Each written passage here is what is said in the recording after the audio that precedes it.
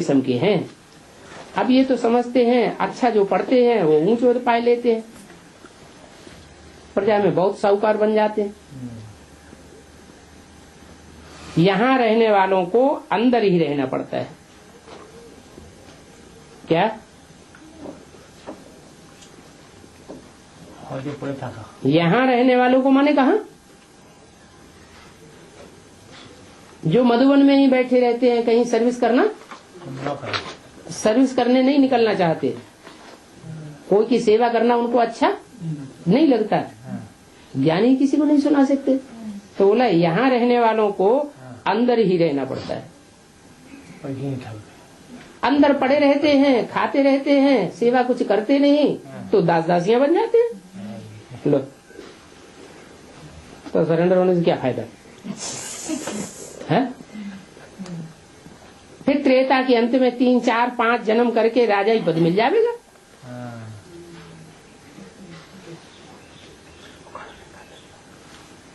उससे तो वो साहूकार अच्छे हैं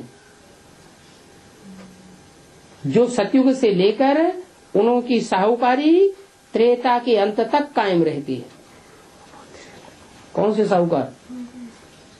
जो सरेंडर तो नहीं होते लेकिन घरग्रस्त में रहते हैं, लेकिन खूब ज्ञान दान करते हैं। वो साहूकार होगा।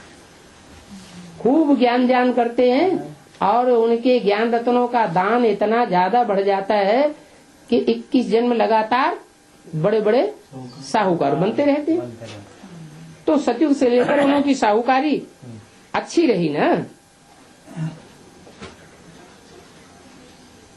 ग्रस्त व्यवहार में रहकर साहूकारी पद क्यों नहीं लेना चाहिए? कोशिश करते हैं हम राजाई पद पाएं, परंतु अगर खिसक पड़ते हैं, खिसक पड़ते हैं माना रपट पड़ते हैं, नीचे चले जाते हैं, गिर जाते हैं। हाँ, गिर जाते हैं, खिसक पड़ते हैं, तो फिर प्रजा में अच्छा पद पाने का पुरुषार्थ करना चाहिए। कहाँ से खिसक पड़ते हैं? कुछ पद पाने की सरेंडर वालों के लिए बताया। कोई सरेंडर होते हैं इसलिए कि हम राजाई पद पावे या राजाई घर में जन्म लेवे।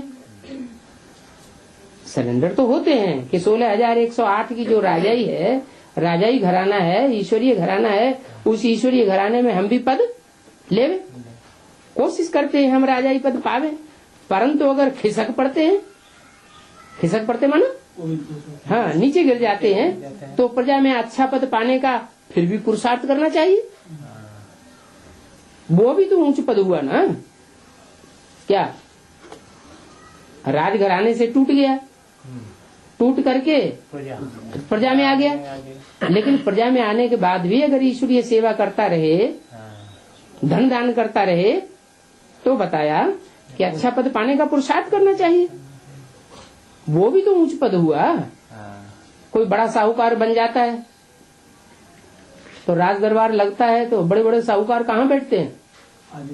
प्रजा के पास, प्रजा के मंजिल में बैठते हैं या राजाओं के नजदीक बैठते हैं? राजाओं के नजदीक बैठते हैं।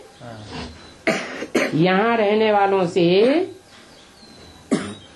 बाहर रहने वाले बहुत ऊंचा पद पा सकते हैं। क्यों? ऐसा क्यों? यहाँ माने कहाँ रहने वालों से?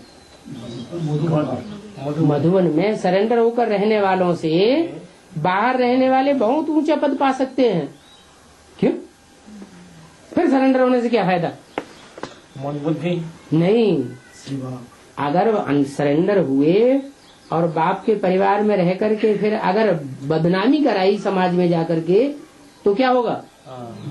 तो फिर घर बैठ गए या कोई भी बात ऐसी ऊपर नीचे हो जाती है, तो ईश्वरीय सेवा के बदले क्या हो जाती है? डिस सर्विस हो जाती है। इसलिए बोला कि यहाँ रहने वालों से बाहर वाले बहुत ऊंचा पद पा सकते हैं। सारा मदार पुरुषार्थ के ऊपर है। पुरुषार्थ कभी छिप नहीं सकता। कोई ने अच्छा पुरुषार्थ किया तो छिपाने की बात ही नहीं, वो तो अपने आप संसार के सामने प्रत्यक्ष हो ही जाएगा। लेकिन अगर किसी ने खराब पुरुषार्थ कर लिया तो भी छिप नहीं सकता। प्रजा में जो बड़े बड़े साहूकार बनेंगे वो भी छिपे नहीं रहेंगे। क्या प्रजा में जो बड़े बड़े साहूकार बनेंगे वो भी नहीं छिपे हुए रहेंगे। ऐसे नहीं कि बाहर वालों को कोई कम पद मिलता है, नहीं, बाहर में रह करके भी पुरुषार्थ करने वाले, घरगस्त में रह करके भी पुरुषार्थ करने वाले ऊंचे ऊंचे साहूकार बन सकते हैं। वो छिपे नहीं रहेंगे। ऐसे नहीं कि बाहर वालों को कोई कम पद मिलता है। पिछाड़ी में राजाई पद पाना अच्छा, व प्रजा में शुरू से लेकर ऊंच पद पाना अच्छा। बताओ, पिछाड़ी में माने त्रेता के अंत में जाकर 2-4 जन्म राजघराने में जन्म मिल गया, वो ज्यादा अच्छा, या प्रजा में शुरू से लेकर के ऊंच पद पाना अच्छा? प्रजा में अच्छा। इससे तो अच्छा प्रजा में ऊंच पद पाते रहे, साहूकार बनते रहे, सो अच्छा। ग्रस्त व्यवहार में रहने वालों को इतने माया के तूफान नहीं आते हैं। क्या कहा है? जो अंदर सरेंडर होकर के रहते हैं उनको माया के तूफान बहुत आते हैं, क्योंकि बाप के बन गए ना, तो माया अच्छी तरह से उनसे लड़ाई। अच्छा, तुम बाप के बने हो, तो बाप की छत्र छाया में बैठे, हम तुम्हारे ऊपर पहले हमला करते हैं। ग्रस्त व्यवहार में रहने वालों के इतने माया के तूफान नहीं आते हैं। यहाँ वालों को तूफान तो बहुत आते हैं।